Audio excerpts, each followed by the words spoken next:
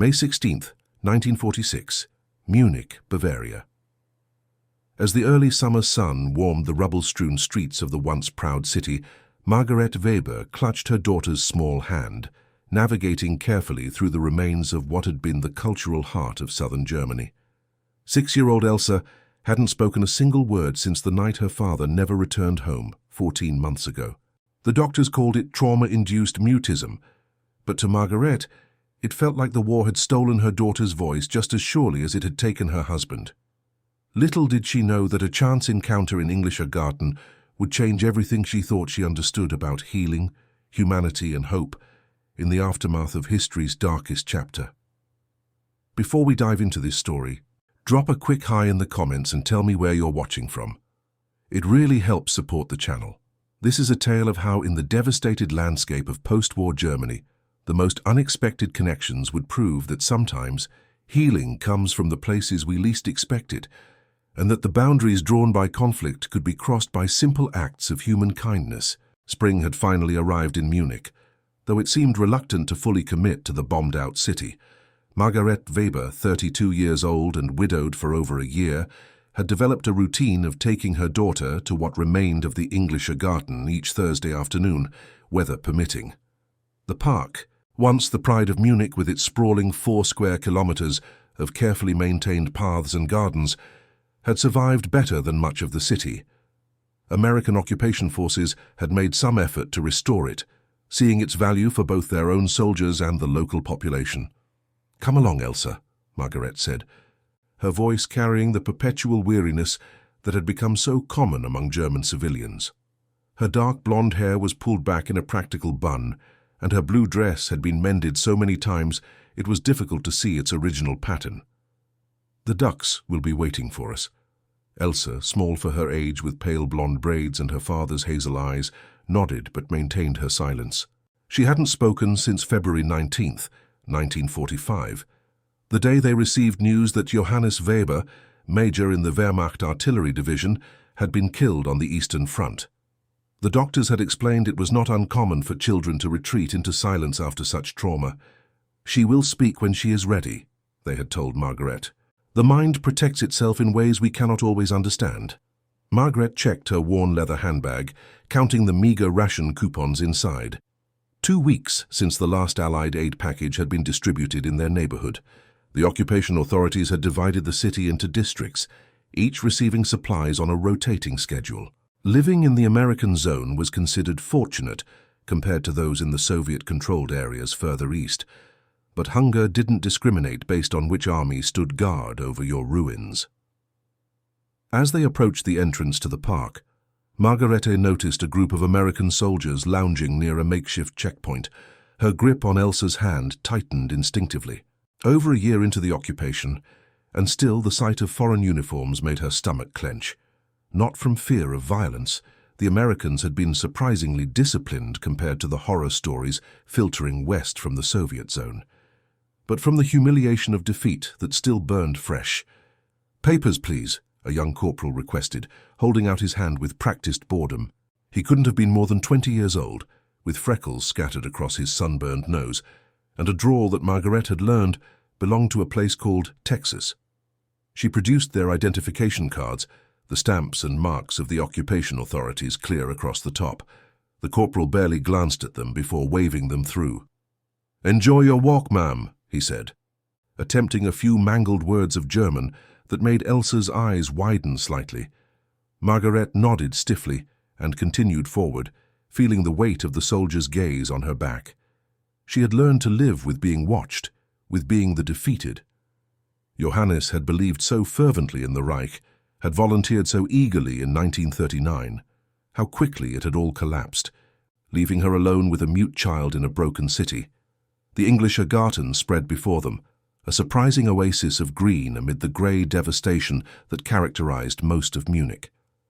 The Americans had prioritized clearing the park of unexploded ordnance and debris, understanding its value as a pressure valve for a population living under the strain of defeat, occupation, and scarcity. Children played in the distance, their shouts carrying across the open space, a sound that had been rare during the final years of the war, when air raid sirens could wail at any moment. They followed their usual path toward the small pond where a family of ducks had taken up residence. Elsa walked with measured steps, her worn shoes carefully avoiding cracks in the pavement, with the superstitious care of childhood. In her small hand, she clutched half a slice of bread, a precious offering saved from her own breakfast. Feeding the ducks had become their Thursday ritual, one of the few things that seemed to bring a spark of life to her daughter's eyes. Lieutenant James Cooper, United States Army, 92nd Infantry Division, sat on a bench near the pond, a book open on his lap. At 27, he had survived some of the bloodiest fighting in Italy as part of the all-black Buffalo Soldiers Division before being transferred to occupation duty in Germany. The war had officially ended nearly a year ago, but for men like Cooper, the battle for dignity continued daily, even among his fellow Americans. Cooper glanced up as Margaret and Elsa approached the pond. He noted the woman's cautious posture, the protective way she held her daughter close. He'd grown accustomed to this reaction from German civilians, especially women.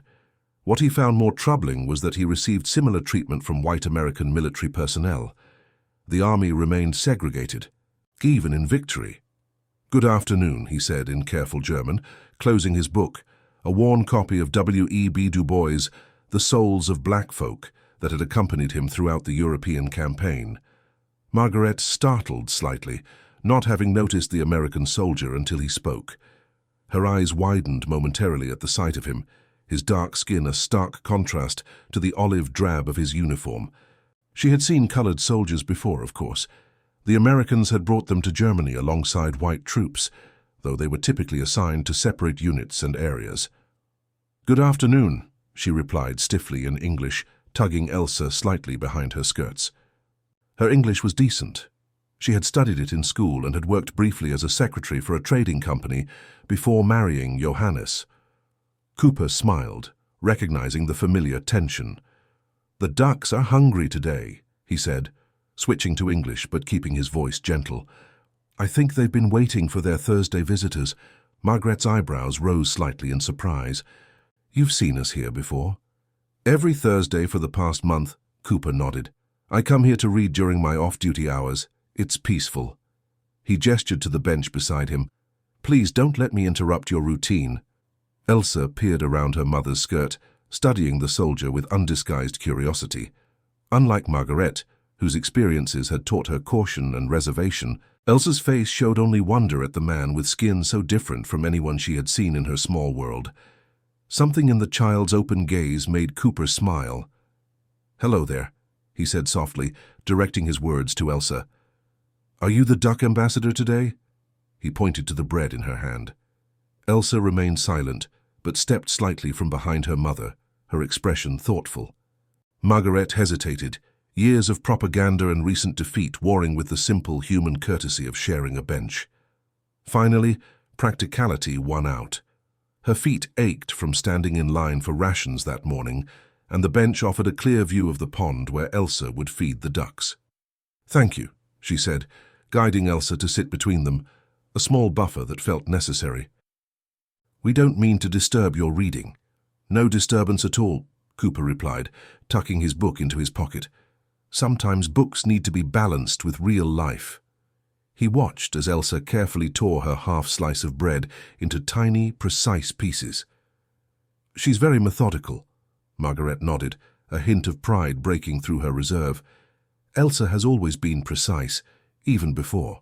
She trailed off, unsure how to explain her daughter's condition to this stranger, this foreign soldier. "Before the war changed everything," Cooper finished quietly, understanding in his voice. The simple acknowledgement, free of judgment or pity, caught Margaret off guard. She looked at him more directly, noticing the intelligence in his eyes, the way he held himself with dignity, despite the war weariness that seemed to touch everyone in uniform. "Yes," she said, "before that." Elsa had begun tossing breadcrumbs toward the pond, where several ducks paddled eagerly toward the shore, recognizing their regular benefactor. Her face remained solemn in concentration, but there was joy in her methodical movements. "I'm Lieutenant James Cooper," he offered, deliberately omitting his unit designation. Experience had taught him that introducing himself as part of the colored troops often changed the conversation. "Margaret Weber," she replied, social conventions momentarily overcoming her reticence. "And this is Elsa." Cooper nodded to the child, who continued her duck-feeding mission without acknowledging the adult's conversation. "How old is she?" 6, almost 7. Margaret watched her daughter carefully. She doesn't speak. Not anymore." Cooper's expression softened with understanding rather than pity. "The war took more than buildings and bodies," he said quietly. "Some wounds aren't visible." The simple truth of his statement, and the fact that he, an American, would acknowledge such complexity, surprised Margaret again. The occupation authorities tended to view German suffering with clinical detachment at best, open contempt at worst. Their losses were self-inflicted, the official attitude suggested, the consequences of following a failed regime. Before she could respond, a commotion near the park entrance caught their attention. A group of American soldiers, white, Margaret noted automatically, were laughing loudly, passing a bottle between them. Off-duty and clearly enjoying their freedom in a conquered city. Cooper straightened slightly, his posture becoming more formal. Margarete recognized the change immediately. It was the same way Johannes would compose himself when encountering superior officers, a defensive professionalism. "Perhaps we should find another spot," Margarete suggested, already reaching for Elsa's hand. She had learned to avoid groups of soldiers, regardless of which uniform they wore.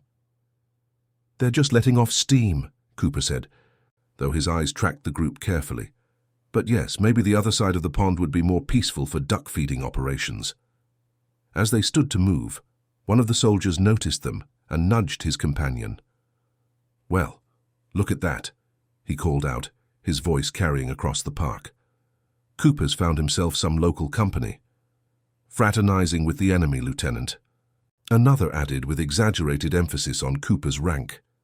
Cooper's jaw tightened almost imperceptibly, but his voice remained calm when he spoke to Margaret. "Please excuse my countrymen. Not everyone was raised with manners." The soldiers sauntered closer, their movements loose with alcohol and the casual confidence of victors in a defeated land. "Afternoon, ma'am," the tallest of the group said, tipping his hat with mock politeness. His sergeant's stripe stood out on his sleeve. "Don't mind us. Just surprised to see one of our boys getting so friendly with the locals." "We were just leaving," Margaret said stiffly in English, pulling Elsa closer. "No need to rush off," the sergeant replied, stepping deliberately into their path.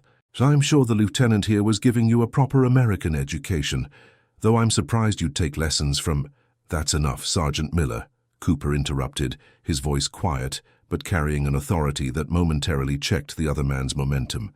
"This lady and her daughter are simply enjoying the park, as is their right. We were having a civil conversation." Miller's eyes narrowed, the momentary flicker of military discipline warring with alcohol and deeper prejudices. "Didn't mean to interrupt your civil conversation with Lieutenant, just making sure our German friends here understand the natural order of things." The layered meaning was clear to everyone. Margaret felt a chill despite the spring sunshine. She had seen this kind of tension before, the dangerous undercurrents that flowed beneath superficial interactions. Elsa, sensing the shift in atmosphere, pressed closer to her mother's side, dropping the remaining breadcrumbs. "The natural order is that we're all serving the same flag, Sergeant," Cooper replied evenly, "and that civilians are to be treated with respect under occupation protocols. Or did you miss that section of the briefing?" A tense silence followed, broken only by the sound of ducks squabbling over the scattered bread. Miller stared at Cooper, challenge in his eyes, before finally shrugging with exaggerated casualness. "Just making conversation, Lieutenant. No harm intended." He gestured to his companions. "Come on, boys. Let's leave the lieutenant to his diplomatic duties." They moved away, but not without parting comments just loud enough to be heard. "Thinks he's something special with those bars." "Wouldn't happen back home." Margaret stood frozen.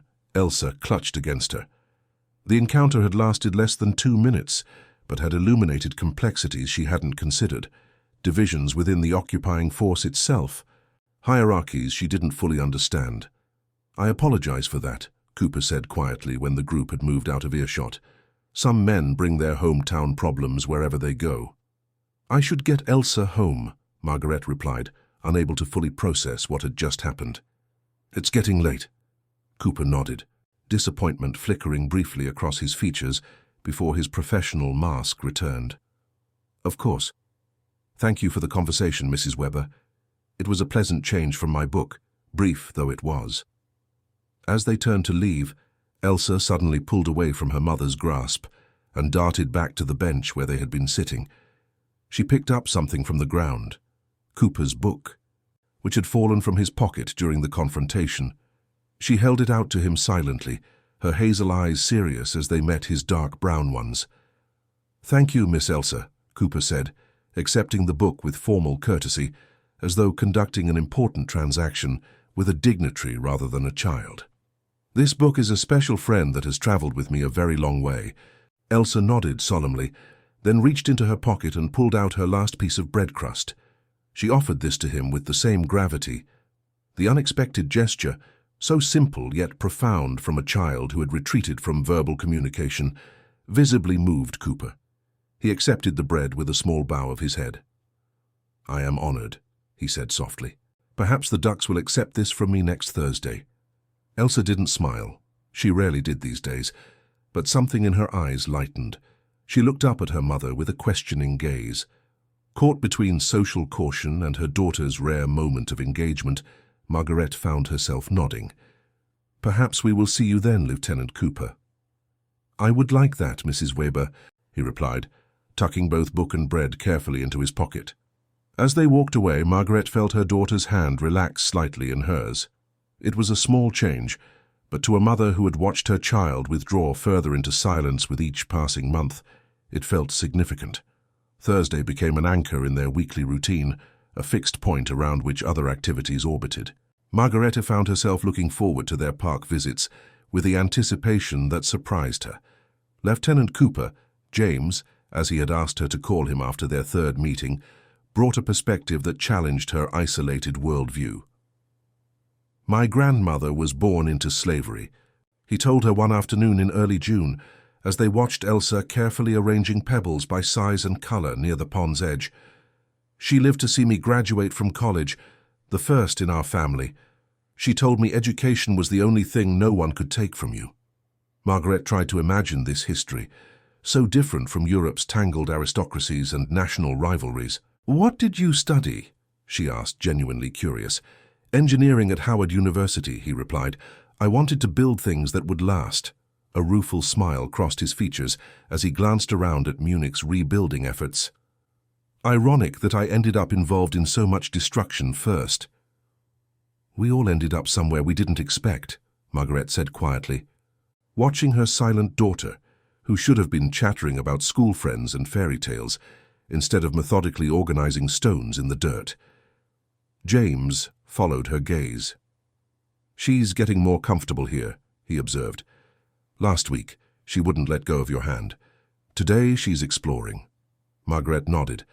"The doctors say we must be patient, that children process grief differently." She hesitated before adding, "Her father died 14 months ago, on the Eastern Front." It was the first time she had mentioned Johannes to James, the first acknowledgement of the chasm of recent history that stood between them. She watched his face carefully, looking for judgment or recoil. Instead, he nodded thoughtfully. "Many good men died following bad orders," he said simply, "on all sides." The acknowledgement, neither absolving nor condemning, lifted something in Margaret's chest that had been tightly wound for months. Tears threatened unexpectedly, and she blinked them back, focusing on the distant tree line. "I'm sorry for your loss," James added softly. "And for hers." He nodded toward Elsa. "Children should never have to bear the cost of their father's wars." Major Johannes Weber had believed fervently in Germany's destiny. He had joined the party early, had seen in its promises the restoration of national pride after the humiliation of Versailles. Margaret had loved his certainty, his conviction. Only in his final letters home had doubt crept in. As the Eastern Front collapsed, and the truth of what was being done in Germany's name began to filter back to the soldiers fighting far from home. "He was a good man," she said finally, feeling the need to defend Johannes, to preserve something of him beyond the uniform he had worn and the cause that had claimed him. He loved music, Beethoven especially. He taught mathematics before the war. He could spend hours explaining the patterns in nature to Elsa, even when she was too young to understand. She would watch him with such attention. James listened without interruption, allowing her memories space to breathe. When she finally fell silent, he said, "Those are the things that matter, the human things." In that moment, Margaret recognized the gift he was offering, the chance to reclaim her husband from the machinery of history, to remember him as a father and teacher rather than merely a soldier on the losing side. "Thank you," she said simply. Their Thursday meetings continued through June and into July. Sometimes they spoke of difficult things, the conditions in Munich, the challenges of occupation, the rumors of worse atrocities that were beginning to emerge from the East. Other times they discussed books they had read, music they had loved, the simple pleasures that had survived the war. Elsa remained silent, but grew incrementally more animated in their company. She began bringing small treasures to show James, a uniquely shaped leaf, an interesting button found in the street, once even a tattered photograph of herself as a toddler on her father's shoulders. James treated each offering with genuine interest and respect. He began bringing his own contributions to their exchanges. A piece of chocolate from his rations for Elsa, a collection of English poems for Margarete, botanical sketches he made during his off-duty hours. "My mother taught me to draw," he explained, showing Elsa how to capture the shape of a wildflower with a few careful lines. She said looking closely at beautiful things helps you remember that the world is more than its troubles. On a particularly warm Thursday in late July, they arrived at the park to find James already at their usual bench, but in the company of another soldier, a wiry man with spectacles and a medical corps insignia. "Mrs. Weber, Miss Elsa." James stood as they approached, his manner more formal than it had become in recent weeks. "May I introduce Captain Thomas Friedman, our battalion surgeon." "Captain, this is Margaret Weber and her daughter Elsa." Margaret tensed immediately, her hand tightening around Elsa's. Doctors had prodded and questioned her daughter for months after she fell silent, each one promising insights none could deliver. "Lieutenant Cooper has told me about your daughter," Captain Friedman said, his voice gentler than his appearance suggested. "With your permission, I'd like to offer a second opinion." "We've seen doctors," Margaret replied stiffly. "Many doctors." "Tom, Captain Friedman specialized in childhood trauma before the war," James explained. "He worked with children in Chicago who had experienced difficult situations." "Selective mutism isn't uncommon after significant trauma," Friedman added, "but sometimes our European colleagues take a different approach than we might in the States." Margaret looked from James to the doctor, suspicion warring with a mother's desperate hope for any help that might bring back her daughter's voice. What would this involve? "Just observation today," Friedman said easily, settling back on the bench. "No examinations, no questions. I'd just like to watch how Elsa interacts with her environment." He smiled kindly. "Lieutenant Cooper tells me she's quite the duck ambassador." The reference to James's ongoing joke about Elsa's duck-feeding mission relaxed Margaret slightly. She nodded her consent, though she kept Elsa close as they settled on the bench. True to his word, Friedman made no attempts to engage Elsa directly. Instead, he chatted with Margaret about mundane topics, the improving food distribution, the reconstruction efforts in the city center, the unusually warm weather. Gradually, Elsa began to relax, eventually wandering to the pond's edge with her customary bread offering. James followed, squatting beside her as they watched the ducks approach. From a distance, Margarete observed their silent communication, James pointing out something in the water, Elsa nodding in response, their heads bent together in shared observation. "He's good with her," Friedman remarked, following her gaze. "Yes," Margaret agreed softly. "He treats her like a person, not a problem to solve." "That's often the best medicine," the doctor replied. "Lieutenant Cooper mentioned that Elsa's father died on the Eastern Front?" "Yes, February last year." Friedman nodded thoughtfully, and she stopped speaking immediately after, "The same day we received the telegram." The doctor watched Elsa for a few moments longer. Mrs. Weber, in my experience, children often protect the adults they love. Sometimes their silence is a gift. They try to prevent more pain by containing their own. Margaret frowned. I don't understand. What was the last thing Elsa said before she stopped speaking? Do you remember? The question transported Margaret instantly back to that grey February afternoon, the official telegram in her trembling hands, Elsa looking up at her with wide, frightened eyes. She asked when her father was coming home, Margaret whispered, the memory sharp as glass. And I couldn't answer, I just cried. She hasn't spoken since. Friedman's expression held compassion rather than clinical interest. She asked a question you couldn't bear to answer, so perhaps she decided not to ask anything more. The simple observation struck Margaret with the force of revelation. Had her daughter's silence been an act of love rather than withdrawal? A child's attempt to protect her mother from more pain? What can I do? She asked, her voice unsteady. Keep doing what you're doing, Friedman replied. Bring her to places that feel safe. Let her connect with people who make her feel secure. He nodded toward James and Elsa by the pond.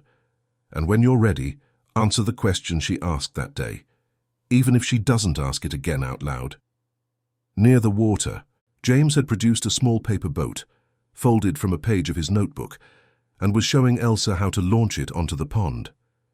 The child's expression remained solemn, but her body language had opened, her shoulders relaxed, her attention fully engaged. Lieutenant Cooper mentioned you've been meeting here weekly, Friedman continued. I think that consistency is very beneficial for Elsa. Routines help children feel secure when their world has been disrupted. Margaret nodded, still processing the doctor's earlier insight. He's been kind to us. Different from what I expected. Friedman smiled slightly. Cooper's one of our best officers, brilliant engineer. He could have had a commission in the Corps of Engineers, but he insisted on serving with the 92nd. The 92nd. The Buffalo Soldiers, all-colored combat division. Friedman's expression turned reflective. They fought like hell in Italy, lost a lot of good men, and they come home to a country that still won't serve them in the same restaurants as me. He shook his head. Makes no sense. Margaret had noticed the tensions between James and other American soldiers, but hadn't fully understood the context. Is that why those soldiers that day, they were disrespectful to him? Let me guess. White enlisted men giving lip to a black officer. Friedman sighed. Some things don't change even in a war zone. Men like Cooper fight two battles, one against the enemy and one for respect from their own side. The parallels to Germany's internal divisions were not lost on Margaret. How many neighbors had been categorized, separated, disappeared because they didn't fit the regime's definition of who belonged? Their conversation was interrupted as James and Elsa returned from the pond, the child carrying something cupped carefully in her hands. Miss Elsa has made a discovery, James announced, crouching beside her as she approached her mother. Show her what you found. Elsa slowly opened her hands to reveal a tiny frog, no bigger than her thumb, its emerald skin glistening in the sunlight. It's beautiful, Elsa, Margaret said, leaning forward to examine the small creature. Where did you find it? Elsa looked at James, who answered for her. Among the reeds at the edge of the pond. She spotted it when most people would have walked right by. She has excellent powers of observation. The pride in his voice, genuine admiration for her daughter's abilities rather than pity for her condition, warmed Margaret unexpectedly. A keen eye for detail is a wonderful gift, Captain Friedman added, addressing his words to Elsa directly but without pressure. Young scientists make the best discoveries because they notice what others miss. Elsa studied the doctor briefly, her expression thoughtful, before returning her attention to the frog. After a moment's consideration, she walked carefully back to the pond and gently placed the amphibian on a leaf near the water's edge, watching as it leapt to safety with a tiny splash. A compassionate scientist, James remarked as she returned. The best kind. The afternoon continued pleasantly, with Friedman gradually engaging Elsa in a game of tic-tac-toe drawn in the dirt with a stick, requiring only nods and gestures rather than words. By the time they prepared to leave, the doctor had faded from a potential threat to simply another adult in Elsa's expanding circle. As they gathered their belongings, Friedman took Margaret aside briefly. "Lieutenant Cooper mentioned you've been having difficulty obtaining your ration allotment." Margaret stiffened, embarrassed that James had shared this information.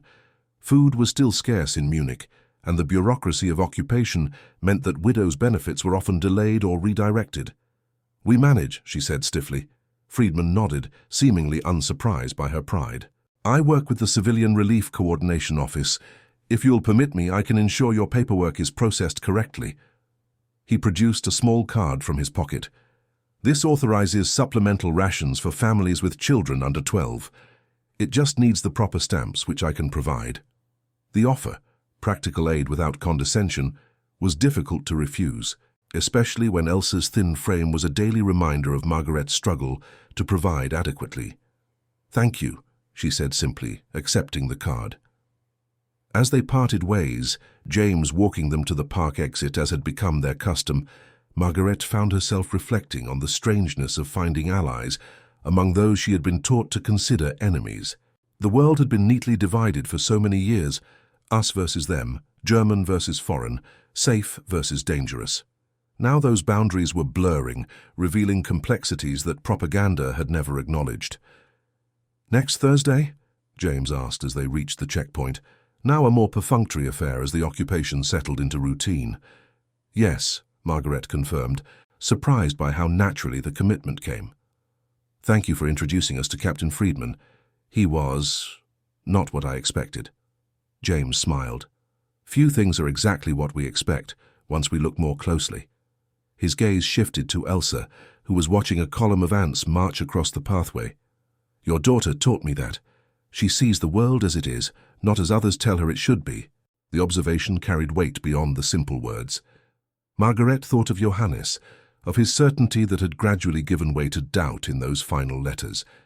Had he, too, finally seen the world as it was, rather than as he had been told it should be? "Until Thursday, then," she said, feeling as though some significant threshold had been crossed, though she couldn't have named it precisely. "Until Thursday," James echoed, tipping his hat before turning back toward the park. Margaret watched him go, this man who had become an unexpected constant in their disrupted lives. Beside her, Elsa's small hand found hers, squeezing once with surprising strength. Looking down, Margaret saw something in her daughter's eyes that had been absent for too long. A spark of engagement, of presence. Not quite happiness, perhaps, but the possibility of it, like early spring buds promising eventual flowers. "Yes," she said softly, answering the unspoken question in her daughter's gaze. "We'll come back, I promise." As they walked home through the slowly healing city, Margarete realized that for the first time in many months, she was looking forward to something beyond mere survival. Whether it was the doctor's insights, James's steady friendship, or simply Elsa's gradual re-emergence from the fortress of her silence, something had shifted. The war had ended over a year ago, but perhaps, Margaret thought, watching her daughter's profile in the late afternoon light, the peace was only now beginning to take root in their personal landscape. What neither mother nor daughter could know was that their next Thursday meeting would bring a convergence of circumstances that would shatter the fragile ecosystem of their new routine and break the silence that had held Elsa captive since that February telegram had changed their world forever. The following Thursday dawned with ominous clouds gathering over Munich. Margaret stood at the window of their small apartment, watching the darkening sky with disappointment. Their weekly visit to Englischer Garten might need to be postponed. Beside her, Elsa pressed her face against the glass, her breath creating small circles of fog that expanded and contracted with each exhalation. "It looks like rain, Elsa," Margaret said softly, stroking her daughter's pale blonde hair. "Perhaps we should wait until next week." Elsa turned to her mother, her expression unusually animated. She pointed insistently toward the street, then made a walking motion with her fingers across the windowsill. "You still want to go?" Margaret asked, surprised by her daughter's determination. Typically, Elsa accepted changes to their routine with the same quiet resignation that had characterized her existence since Johannes's death. The child nodded emphatically, then moved to retrieve her small coat from its hook by the door. She stood waiting, the garment clutched in her hands, her eyes fixed on her mother, with uncharacteristic intensity. Margaret hesitated. The rational choice was to stay home, to avoid the impending rain. But the spark of will in her daughter's demeanor, so rare these past 14 months, felt too precious to extinguish. "Very well," she conceded, reaching for her own worn coat and the small umbrella that had somehow survived the chaos of war. "But we may need to come back quickly if the weather turns." The streets of Munich were less crowded than usual as they made their way toward Englischer Garten. Most citizens had noted the threatening sky and chosen to remain indoors or hurry directly to their destinations. The city's reconstruction continued regardless of weather. Work crews labored to clear rubble from major thoroughfares, and the framework of new buildings rose from foundations still blackened by bombing raids. As they approached the park entrance, Margaret felt Elsa's pace quicken, her small hand tugging insistently. The checkpoint was manned by unfamiliar soldiers, but the process had become routine enough that they passed through with minimal scrutiny. Their identification cards barely glanced at before being returned. The park itself seemed subdued under the grey sky, its colours muted, the usual scattered visitors reduced to a handful of determined souls walking briskly along the paths. Margaret felt a pang of doubt. Would Lieutenant Cooper even come in such weather? Their arrangement was informal, built on coincidence and gradual familiarity rather than explicit commitment. Elsa led the way to their usual bench near the pond, her steps purposeful. The ducks were present despite the weather, perhaps anticipating their regular Thursday benefactor, but the bench itself was empty. "He might not come today, Elsa," Margaret said gently, seeing the way her daughter scanned the surrounding area. "The weather is not very inviting." Elsa's shoulders slumped slightly, but she sat down on the bench, removing her small package of bread from her pocket with methodical movements. She began breaking it into precise pieces, arranging them on her lap in preparation for the ducks, though her eyes continued to check the path periodically. They waited as the first drops of rain began to fall, light enough that their umbrella remained unopened, but persistent enough that Margaret knew they couldn't stay much longer. Elsa's expression grew increasingly tense, her small fingers working the breadcrumbs with uncharacteristic agitation. 5 more minutes, Margaret decided aloud, then we really must go home. Just as she spoke, a familiar figure appeared on the path, Lieutenant Cooper walking quickly, a newspaper held above his head as makeshift protection against the increasing rainfall. When he spotted them, his pace increased, and Margaret was surprised by the smile that came to her own lips at the sight of him. "Mrs. Weber, Miss Elsa," he greeted them, slightly breathless. "I wasn't sure you would brave the weather today." "We were about to leave," Margaret admitted. Elsa was quite determined to come, though. James looked at the child with a warm smile. "A dedicated duck ambassador doesn't abandon her post due to a little rain, does she?" Elsa's posture relaxed visibly, relief evident in her features as she resumed her careful preparation of bread pieces. "Perhaps we should find somewhere more sheltered," James suggested as the raindrops increased in frequency. "The gazebo near the Chinese tower is not far, and it should keep us dry." Margaret nodded, opening the umbrella as Elsa gathered her bread pieces into a small handkerchief. They walked together, James politely declining to share the umbrella, despite the rain now soaking through his newspaper shield. "How has your week been?" he asked, as they navigated the increasingly slippery path. "Did Captain Friedman's assistance with the ration card prove helpful?" "Yes, thank you," Margaret replied, still somewhat uncomfortable with accepting help, but unable to deny its practical value. "The additional milk and eggs have made a significant difference." She hesitated before adding, "Elsa has been more energetic. The doctor at the dispensary says her weight has improved." James nodded, genuine pleasure in his expression. "I'm glad to hear it. Friedman is a good man. He understands that medicine extends beyond treating obvious wounds." The Chinese tower came into view, a multi-tiered pagoda-style structure that had miraculously survived the bombing raids that had devastated much of Munich. Its lower level hosted a small beer garden during summer months, though it was deserted today, save for a few wooden tables and benches under its protective eaves. As they reached the shelter, the rain intensified suddenly, drumming against the ornate roof and cascading from the edges in silvery sheets. James shook water from his uniform jacket, while Margaret closed the umbrella and helped Elsa remove her damp coat. "Perfect timing," James observed, glancing at the downpour. "Though I'm afraid the ducks will have to wait for their meal today, Miss Elsa." Elsa looked thoughtfully at her bundle of bread, then at the rain-obscured pond in the distance. After a moment, she offered the package to James with a questioning expression. "For me to deliver later," he interpreted with remarkable accuracy. When she nodded, he accepted the parcel solemnly. "I give you my word as an officer that the ducks will receive their rations, weather permitting." This exchange, the easy understanding between the American soldier and her silent child, struck Margaret anew. There was something in their wordless communication that transcended the normal barriers of language, age, and circumstance. They settled at one of the wooden tables, the Chinese tower providing a perfect vantage point to watch the summer storm transform the park.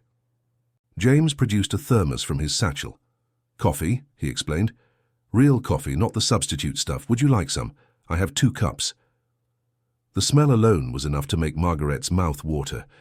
Coffee, actual coffee, had become a luxury beyond reach for most Germans.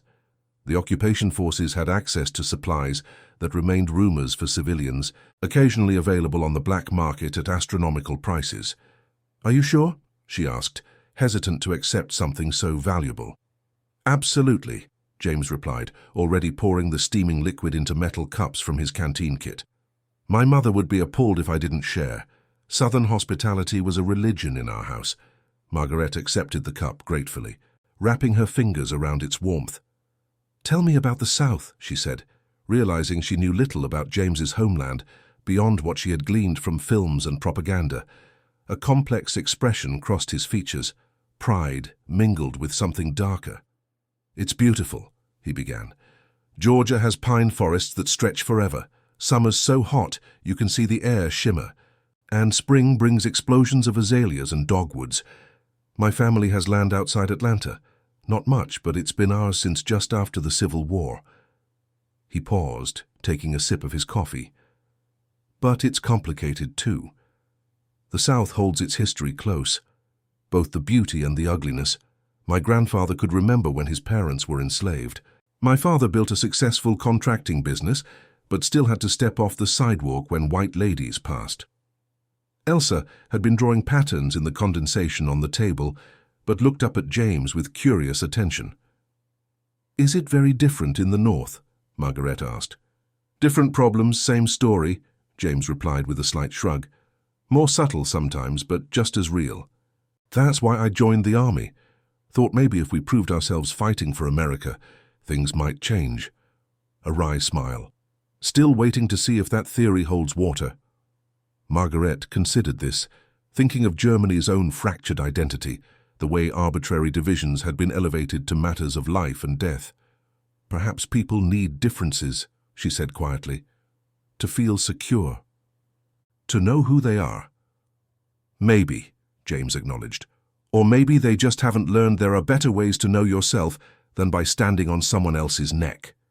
He glanced at Elsa, who was watching them intently, and softened his tone. "But things do change. Slowly. My father couldn't have gotten an engineering degree. I did. His father couldn't own land. He does." The rain continued steadily outside their shelter, creating a private world within the pagoda. Margaret sipped her coffee, savoring both its taste and the rare moment of reflection. For so long, survival had consumed all her energy, finding food, securing heat, protecting Elsa. Philosophical conversations had seemed an unaffordable luxury. "What about you?" James asked after a comfortable silence. "What was your life before everything?" The question was both simple and enormously complex. Before what? Before the war? Before Johannes's death? Before the collapse of everything she had been taught to believe? "I was a teacher," she said finally, "primary school. I loved mathematics especially." She smiled faintly at the memory. "It was how I met Johannes. We both taught at the same school. He was so passionate about numbers, about patterns. He could make the most reluctant student understand complex concepts. James nodded encouragingly. That explains where Elsa gets her methodical nature. Yes, Margaret agreed, glancing at her daughter, who had produced a small notebook and pencil from her pocket and was carefully drawing the raindrops sliding down the wooden pillars of the pagoda. Johannes always said she had his mind and my spirit, though my spirit has been somewhat depleted these past years. Understandably so, James replied, but it's still there. I see it in how you protect Elsa, how you keep going despite everything. He hesitated before adding, courage isn't always dramatic. Sometimes it's just continuing to live when everything suggests otherwise. Before Margaret could respond, voices approaching through the rain interrupted their conversation, American voices loud and careless. She tensed instinctively, recognizing the cadence of soldiers at leisure. James straightened, his relaxed posture shifting subtly to military alertness. Sounds like some of the guys from the motor pool, he observed, his tone neutral though his eyes were watchful. 4 American soldiers appeared through the curtain of rain, running toward the shelter of the pagoda. They were in uniform but clearly off-duty, their jackets unbuttoned, their manner boisterous. As they reached the covered area, shaking off rain and laughing, they noticed the occupants already present. Margaret recognized the sergeant from their previous encounter in the park, Miller, though the others were unfamiliar. Their laughter faltered momentarily as they registered James's presence. Lieutenant Cooper, Miller acknowledged with a nod that contained the minimum required deference. Didn't expect to find anyone out in this weather. Sergeant Miller, James replied evenly, just waiting out the storm. Miller's gaze shifted to Margaret and Elsa, recognition dawning. The German lady and her kid. Still practicing your international relations, Lieutenant? The insinuation was clear, and Margaret felt heat rise to her face. James remained composed, his voice level when he responded. Mrs. Weber and her daughter are regular visitors to the park. We happened to seek the same shelter from the rain. His tone was perfectly professional, but contained a warning edge. I believe you've met. Miller shrugged, turning to his companions. Found ourselves a dry spot, boys. And company, too. He looked back at James with calculated casualness. Don't suppose you're sharing that coffee, Lieutenant. Smells like the real thing. The request was designed to provoke, highlighting the difference in privileges between officers and enlisted men, while simultaneously challenging James's authority. The tension in the pagoda thickened perceptibly. My canteen is nearly empty, Sergeant, James replied, but you're welcome to what remains. He held out the thermos, refusing to engage with the underlying provocation. Miller seemed almost disappointed by the reasonable response. He accepted the thermos with exaggerated thanks, pouring the remaining coffee into a cup from his own kit. Elsa, sensing the undercurrents between the adults, had moved closer to her mother's side, her drawing temporarily forgotten. Her eyes tracked between James and the newly arrived soldiers with obvious concern. So, what's your story, ma'am? One of the other soldiers asked Margaret, his tone friendly enough though his curiosity felt invasive. You speak English pretty good. I was a teacher, Margaret replied stiffly. Before the war. Teacher, huh? The soldier nodded. Bet the lieutenant here has been giving you lessons about America. He's a college man, you know. Probably knows all kinds of things. The comment was loaded with double meaning, and Margaret saw James's jaw tighten slightly, though his expression remained composed. Lieutenant Cooper has been kind enough to converse with us during our visits to the park, she said carefully. It has been educational for both Elsa and myself. Miller snorted softly. I bet it has. He turned his attention to Elsa, who shrank further against Margaret's side. Your kid doesn't talk much, does she? She doesn't speak at all, Margaret replied, her protective instincts flaring. Not since we received news of her father's death. Something in her direct statement, or perhaps the mention of a German soldier's death, momentarily checked Miller's momentum. A flicker of genuine sympathy crossed his features before his mask of casual hostility returned. That's rough, he conceded. War's hard on kids, they don't understand. I think they understand more than we give them credit for, James said quietly. They just process it differently. Miller's gaze sharpened. You an expert on kids now, Cooper? Don't recall seeing you with any of your own. I was referring to Captain Friedman's professional opinion, James replied evenly. As I mentioned when he examined Elsa last week, the invocation of an officer with medical authority seemed to shift the dynamic slightly. Miller fell silent, drinking the remaining coffee while his companions exchanged glances, the earlier aggressive energy dissipating somewhat. The rain outside had lessened to a steady drizzle, no longer the drumming downpour that had driven them to shelter. "We should probably head back," James suggested to Margaret. "There's a break in the storm." Margaret nodded, relieved at the prospect of escape from the tense atmosphere. She helped Elsa gather her drawing materials and put on her coat. "Going so soon, Lieutenant?" Miller asked, his tone hovering between mockery and genuine inquiry. "Don't leave on our account." "Mrs. Weber and her daughter have a long walk home," James replied, standing and collecting his satchel. "Best to take advantage of the lighter rain." As they prepared to leave, one of the other soldiers, younger than the rest, with a freckled face and reddish hair, approached Elsa. "Hey, kiddo, you dropped this." He held out her pencil, which had fallen beneath the table. Elsa looked at him uncertainly, then at James, who gave her an encouraging nod. She took the pencil with a small gesture of thanks. "You're welcome," the young soldier said with an awkward smile. "Nice drawing, by the way. You got the rain just right." This unexpected kindness seemed to confuse Miller, who watched the interaction with narrowed eyes. "Getting soft, Peterson. Remember who leveled half our country?" The young soldier, Peterson, flushed but stood his ground. "She's just a kid, Sarge. Can't be more than, 6, 7 years old? She didn't level anything." "They all bought into it," Miller insisted, his voice hardening. "Every last one of them with their parades and salutes. Now they play innocent." "That's enough, Sergeant," James said quietly but with unmistakable authority. "This child was barely out of infancy when the war began. Direct your grievances elsewhere." The confrontation hung in the air, Miller's resentment palpable. Margaret felt Elsa trembling slightly beside her and placed a protective arm around her shoulders. "We're leaving now," she said firmly, unwilling to allow her daughter to remain in this increasingly hostile environment. "Thank you for the coffee, Lieutenant Cooper." As they stepped out from the shelter, Miller called after them. "You know he's just using you, right, lady? Showing off what a big man he is, civilizing the locals. Back home, he wouldn't even be allowed in the same restaurant as you." James had been holding the umbrella for Margaret, and she felt him stiffen beside her. But before he could respond, another voice cut through the tension. The young soldier, Peterson. "Shut up, Miller, you're drunk." "What did you say to me, Private?" Miller's tone was dangerous. "I said you're embarrassing the uniform," Peterson replied, surprising courage in his voice. "These people aren't our enemies anymore. The war's over."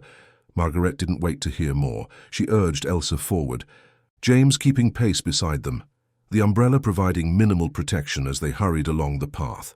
Behind them, raised voices suggested the confrontation was continuing among the Americans. They walked in tense silence until they were well away from the pagoda, the Chinese tower disappearing behind them in the misty rain. Finally, James spoke, his voice tight with controlled anger. "I apologize for that. Miller has been reprimanded before for similar behavior. This time I'll be filing a formal complaint." "It's not your responsibility," Margaret said quietly. "People like him exist everywhere. We had our share in Germany, as you well know."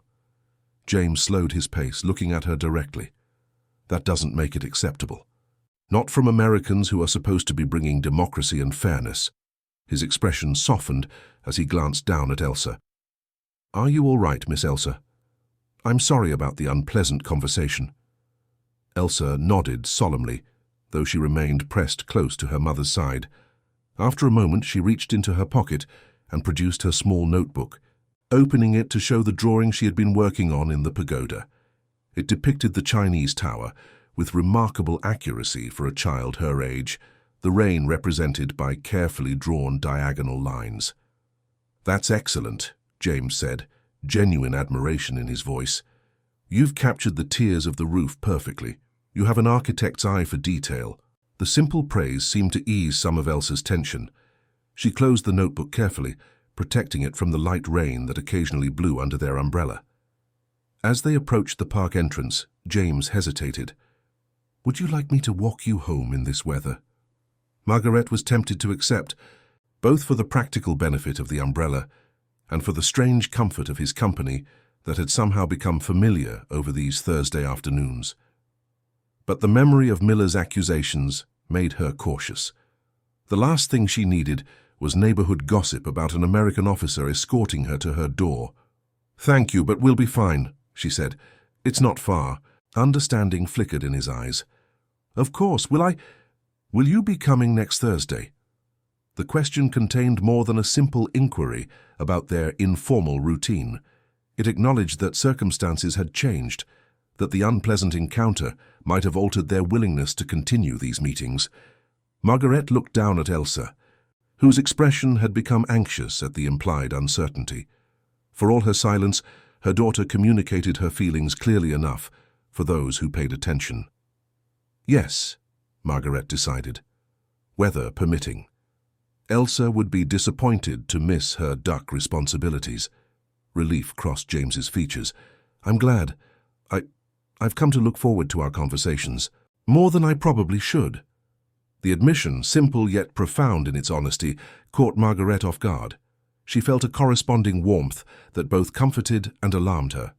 These feelings were unexpected, unplanned, possibly unwise in their current situation. "As have I," she acknowledged quietly, "but we should be careful." James nodded, understanding the multiple layers of her caution. "Always. But friendship itself isn't wrong, Mrs. Weber, even across these particular lines." "Margaret," she said suddenly, the formality between them seeming absurd after all they had shared. "Please call me Margaret." "Margaret," he repeated, a smile warming his features despite the dreary day. "Until next Thursday." As they parted ways at the park entrance, Elsa looked back over her shoulder, watching James's tall figure retreat into the misty rain.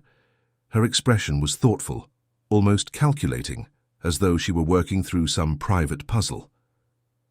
The week that followed brought unseasonably warm weather to Munich. Reconstruction work accelerated in the summer heat, with new scaffolding appearing daily around damaged buildings deemed salvageable.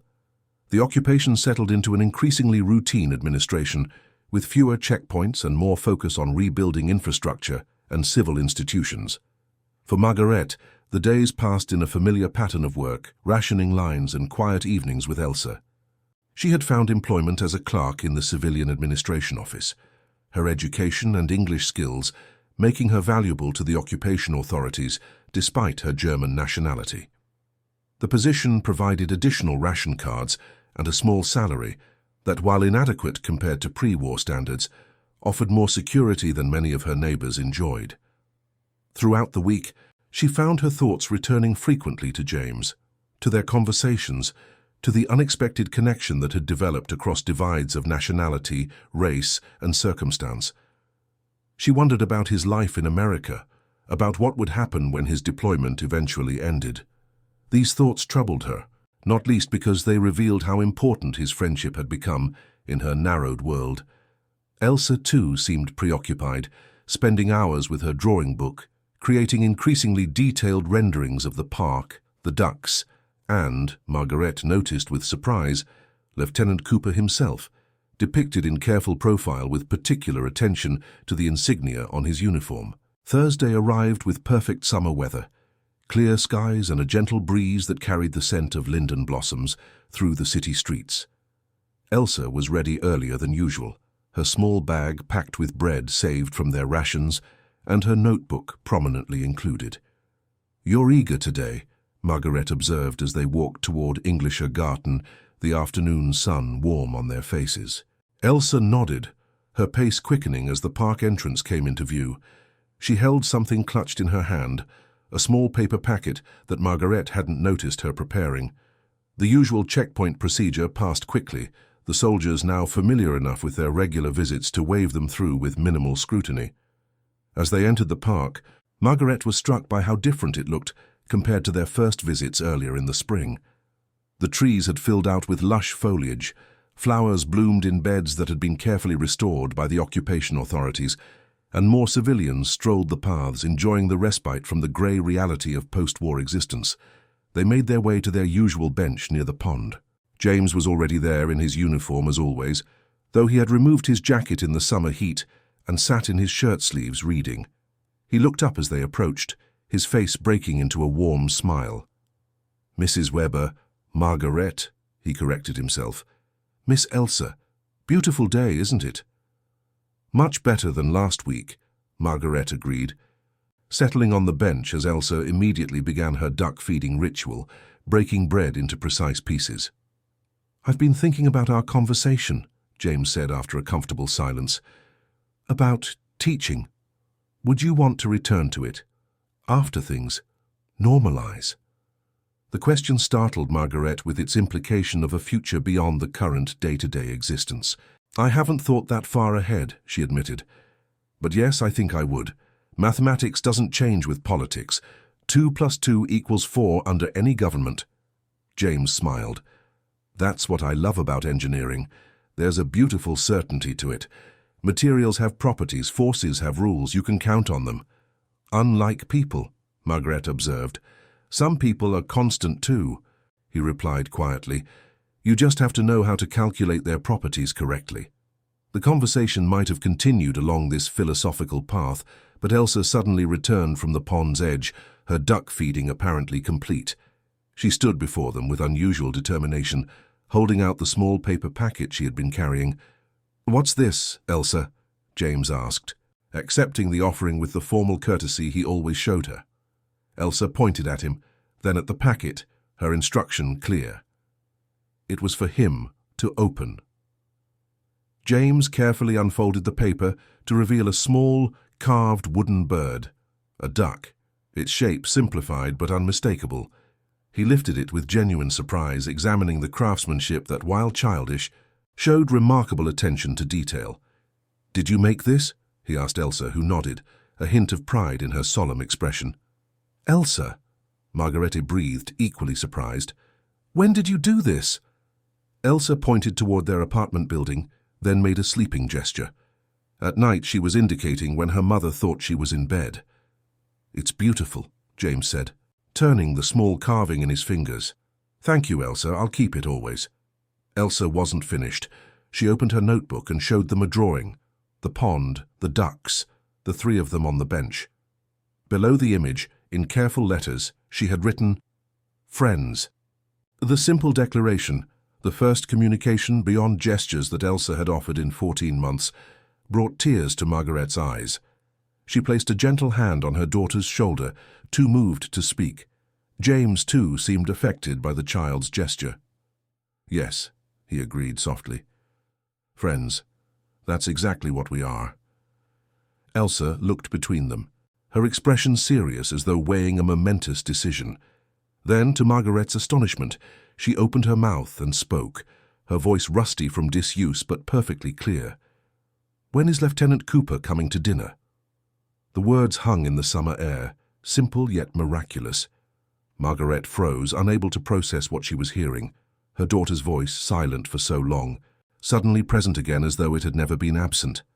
James, too, seemed stunned, his expression cycling through surprise, joy, and careful restraint, aware that his reaction needed to support rather than overwhelm this fragile moment.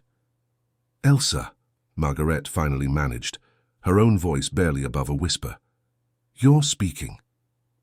Elsa nodded matter-of-factly, as though her silence had been a minor inconvenience rather than a 14-month absence that had consumed doctors' visits and countless worried nights.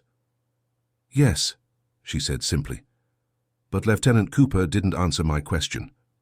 James recovered quickly, recognizing the importance of treating this moment with normalcy, rather than excessive emotion that might cause Elsa to retreat again. "That would depend on your mother's invitation, Miss Elsa," he replied gravely. "Officers cannot invite themselves to dinner, you understand. It wouldn't be proper." Elsa turned expectantly to Margaret, who was still struggling to contain her emotions. "Mama, can Lieutenant Cooper come for dinner, please?" The familiar voice, slightly deeper than Margaret remembered, but still unmistakably her daughter's, broke through her shock. "Yes," she said, tears flowing freely now. Yes, of course he can. Sunday, Elsa decided, with the certainty of a child used to arranging the world according to her preferences. Sunday is best because Mama doesn't work, and we have the special rations that day. James glanced at Margaret, seeking confirmation that this sudden invitation was truly welcome, rather than simply the product of a mother too overwhelmed by her daughter's miraculous recovery to object. Sunday would be lovely, Margaret confirmed, wiping tears from her cheeks, if you're available. I am, James said simply. I would be honored. Elsa, apparently satisfied with this arrangement, returned her attention to the ducks as though nothing extraordinary had occurred. She resumed breaking bread into pieces, but now she accompanied the activity with a running commentary, naming the ducks, describing their colors, organizing them into families based on their markings. Margaret watched in wonder as 14 months of silence dissolved into a flood of observations, questions, and declarations. It was as though Elsa had been storing words all this time, and now that the dam had broken, they poured forth in an unstoppable stream. She may not stop talking for days, James observed quietly, moving to sit beside Margaret as Elsa continued her monologue by the water's edge, safely within view but out of earshot. I hope she doesn't, Margaret whispered. Her voice choked with emotion. I've missed her voice so much I'd forgotten how it sounds. James hesitated before gently covering her hand with his own, the first time he had initiated such contact. Children heal in their own time, he said. Something made her ready now. You did, Margaret replied with certainty. Your kindness, your respect for her. You never treated her like she was broken. James shook his head slightly. No, not me, it was you. Your strength in bringing her here, in continuing forward despite everything. And it was Elsa herself. She found her voice when she was ready. They watched as Elsa conducted an elaborate conversation with the ducks, gesturing expressively, her small face animated in a way Margaret hadn't seen since before Johannes's death. Captain Friedman was right, Margaret said after a moment. She was protecting me, waiting until she felt safe again, until we both did. James nodded, understanding in his eyes. Safety comes in unexpected forms sometimes for both of you. The truth of this observation resonated deeply. Margaret had found safety in these Thursday meetings, in conversations that acknowledged complexity, rather than reducing the world to simplistic divisions of victor and vanquished. Perhaps Elsa had sensed this shift, had recognized that her mother was ready to move forward from grief into whatever uncertain future awaited them. Lieutenant Cooper, Elsa called suddenly, waving from the pond's edge. This duck looks like Professor Einstein. Come see. James laughed, the sound warm and genuine. Duty calls, he said, standing. Professor Einstein is not a comparison to take lightly. As he joined Elsa by the water, Margaret watched them together. The tall American officer crouching beside the small German girl, their heads bent in serious examination of a particularly disheveled duck, with feathers sticking out at odd angles. The tableau would have been unimaginable 2 years ago, even 1 year ago. Yet here it was, a moment of simple human connection that transcended the artificial boundaries of nationality, language, and history. Sunday dinner was a modest affair by pre-war standards, but represented the best Margaret could provide, with supplemental rations and items traded on the emerging grey market. James arrived precisely on time, in civilian clothes rather than his uniform, a thoughtful choice that would attract less attention in the apartment building, where curious neighbors noted everything. Elsa had not stopped talking since her breakthrough in the park, peppering Margaret with questions about her father, about the war, about Lieutenant Cooper, about everything she had observed but not commented on during her months of silence. He fought in Italy, she informed Margaret as they prepared the small dining table, against the Germans, but he says not all Germans were bad, just like not all Americans are good. Is that true, Mama? Are there bad Americans too? There are good and bad people everywhere, Elsa, Margaret replied, the complexity of the world difficult to explain to a child who had lived through its worst expressions. What matters is how each person chooses to act, not what uniform they wear or what country they come from. Elsa considered this with the seriousness that had always characterized her thinking, even before her silence. "Lieutenant Cooper chose good," she declared finally. "Even though some people are mean to him because his skin is dark. That's stupid, isn't it? Being mean about skin." "Yes," Margaret agreed, struck by her daughter's simple wisdom. "It's very stupid indeed." The meal itself was filled with Elsa's chatter, James responding to her questions with patient attention, Margaret watching them both with a sense of wonder at how dramatically her world had transformed in just a few days. Later, after Elsa had finally exhausted herself and fallen asleep mid-sentence on the small sofa, James helped Margaret clear the dishes. "Thank you," she said quietly as they stood together in the tiny kitchen.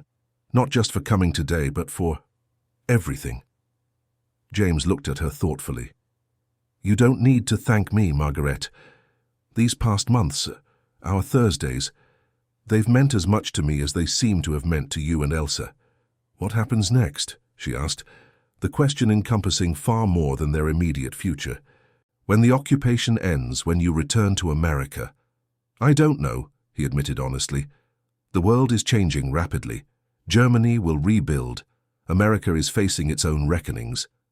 He hesitated before adding, "But I do know that connections like the one we've formed don't come along often in life. I won't pretend it would be easy, but I also won't pretend it means nothing."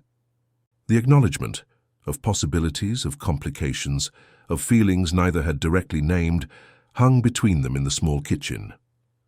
"One day at a time," Margaret suggested finally.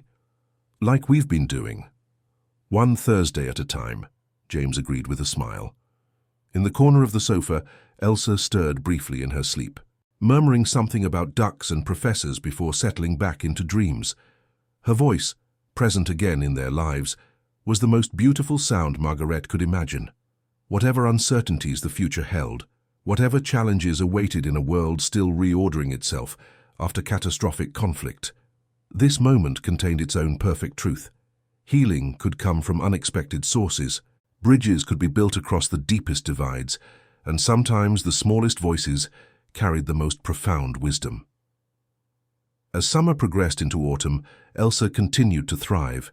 Her voice, once recovered, grew stronger daily. She returned to school, where her teachers noted both her academic aptitude and her unusual perspectives. She sees connections others miss, her mathematics instructor informed Margaret during a parent meeting, and she's not afraid to question established patterns.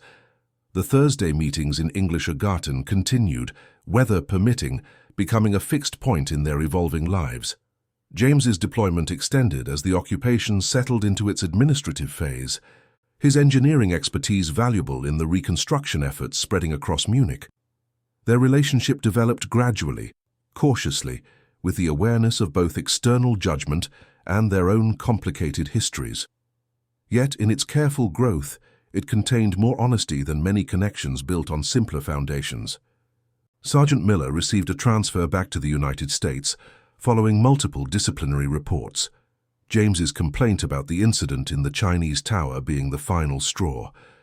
Before leaving, he approached James in the officers' mess. "Still seeing that German widow and her kid?" he asked, his tone less hostile than resigned.